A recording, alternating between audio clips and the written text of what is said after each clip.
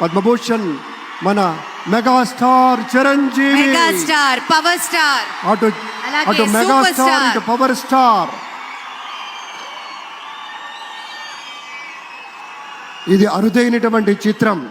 అలాగే మన పెద్దలు బాలయ్య బాబు గారు,